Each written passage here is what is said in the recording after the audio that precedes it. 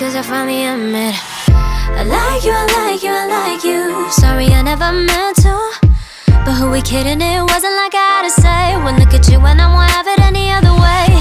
I want you, I want you, I want you, I want you to want me too.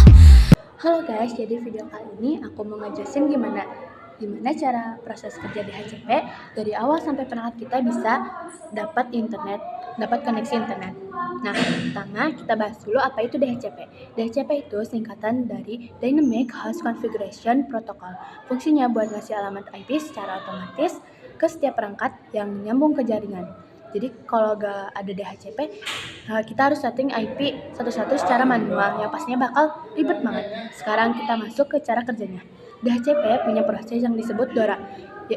Singkatannya dari Discover, Offer, Request, dan Acknowledge. Nah, aku di sini jelasin satu-satu biar makin jelas. Yang pertama, Discover itu waktu perangkat kita nyambung ke jaringan, dia bakal ngirim pesan broadcast ke jaringan buat nyari DHCP server. Pesannya kayak isinya tuh kayak gini. Ada gak DHCP server yang di sini yang bisa kasih IP. Yang kedua, Offer, DHCP server yang nerima pesan itu langsung balas, nawarin alamat IP yang masih kosong buat perangkat kita. Kemudian yang ketiga, Request, perangkat kita ngerespon lagi kayak oke, aku mau pakai IP itu. Yang keempat, Acknowledge, DHCP server konfirmasi bilang kayak sip, aku IP itu udah resmi jadi punya kamu, kayak kesepakatan gitulah. Nah, setelah proses DORA ini setelah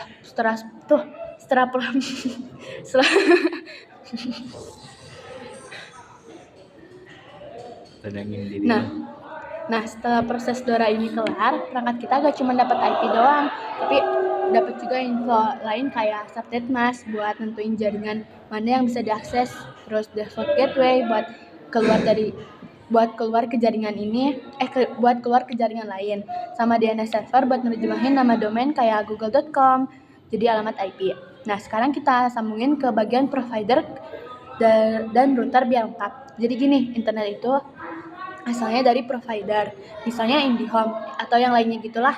Dari provider, sinyal internet dikirim ke router di rumah atau di sekolah. Nah, di router ini biasanya udah ada fitur DHCP server yang aktif.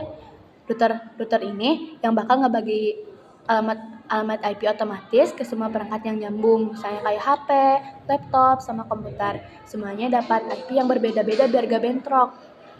Makanya waktu kamu nyambung ke WiFi, kamu gak perlu ngatur IP manual, karena router ini langsung ngasih IP otomatis lewat proses DORA tadi. Setelah itu, perangkat kamu bisa komunikasi antar perangkat dalam jaringan lokal dan lewat gateway. Akhirnya bisa nyambung deh ke internet yang disediain sama provider. Nah, itu aja yang aku bisa jelasin. Sampai bertemu lagi di next video. Bye-bye. Take me back to when all you wanted was to love on me every day. Yeah, I like you, I like you, I like you, as I won't ever hear from